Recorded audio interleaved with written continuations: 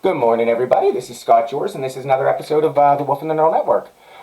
This episode here is going to be directed towards Nova Scotia Health Authority, Karen Oldfield, CEO of Nova Scotia Health Authority, Tim Houston, and Justin True. All right.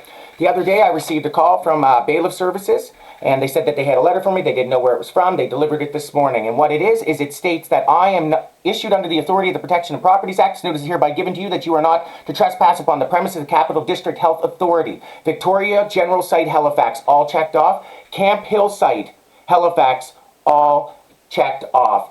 So I've never threatened anybody. I've never done anything. And now they're blocking me access to health services out of retaliation for reporting serious abuses and crimes committed against me by Nova Scotia Health Authority employees. I take my aunt to that hospital to get health services, so now I'm not going to be able to. This block is in place for 6 months. They did not articulate why it was occurring, nor did anybody contact me regarding the events that occurred with me, because they're making themselves out to be the victims, right?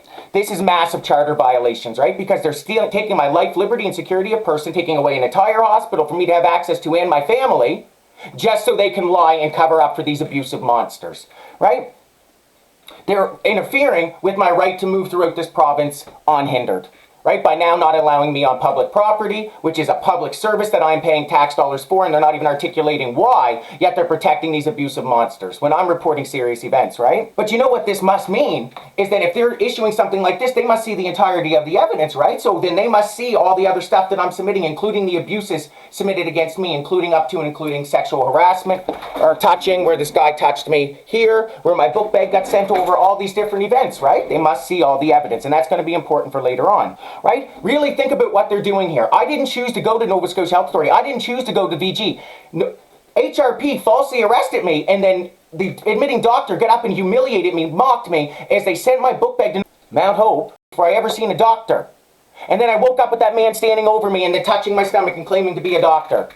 Like, these are massive abuses. Well, at the same time, if you look at my technical information, neither RCMP, D&D, CSIS, JD Irving, nobody is refuting it. Absolutely nobody, because it is absolutely solid. So they take this technical expert in there. I've got all this evidence. I don't need to lie about what happened at Nova Scotia Health Authority, right? Because that would hurt my case. Think about it. I've already won. I've got all this evidence. If I get caught lying at Nova Scotia Health Authority, it ruins my credibility in this entire case. Why would I lie about what happened? It makes no sense. It makes sense for me to be honest, which what I was. But here they are, not asking questions and now making me out to be the problem, and they're the victims. Exactly like I said they would do. Of course they're the victims, right? They're the victims. Can you imagine if what happened, right? Just for some words they're the victims, but look what they did to me.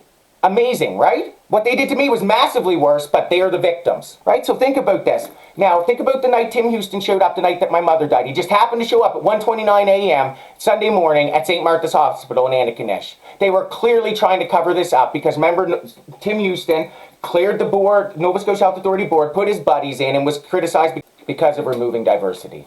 Right? Which goes along with when they arrested me on March 13, 2023, and sent me to their token black psychologist 12 hours away in Yarmouth, Nova Scotia.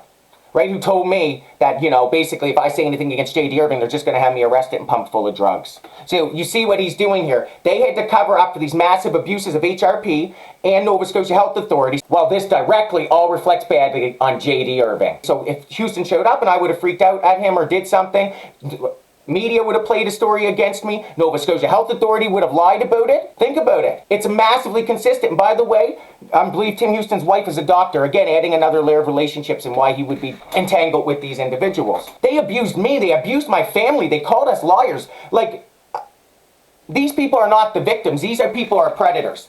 Right? Their failure is not able to face what they're actually doing. And because their actions aren't based on evidence. I'm a global technical expert. None of these people are refuting anything I'm saying. So how can what they're doing be based on facts and evidence? It's not. It's based on their personal and polarized political ideologies. They know they're facing massive litigation here and they need to cover it up. And what they're basically stating is that I'm just retarded so I don't get rights. This is massive level of discrimination, which is exactly what RCMP said and exactly what HRP said when Jonathan Jeffrey said that I must just be retarded. And that explains it all. It's disgusting. These people are disgusting. An incredible violation of my basic human rights. Basically, it's a hate crime. Right? Well, they're covering up what could seriously been like a sexual assault. Right? This is systemic abuse. It's systemic violence. And it's criminal harassment towards me. They took away every other way I have to complain about this. And now we're blaming me that it's escalated. to me doing nothing. I've never threatened anybody or done anything, right? But it comes back to Jessica from RCMP Sheet Harbor making that quote when I said that Nova Scotia Health Authority said that if I mention J.D. Irving, they will just have me arrested and pumped full of drugs, and they said good in the background. 3 days later, I get a call from Mental Health Services, Nova Scotia Health Authority again. And they told me, Jessica, that if I even mention J.D. Irving, they will have me fucking arrested and pumped full of drugs.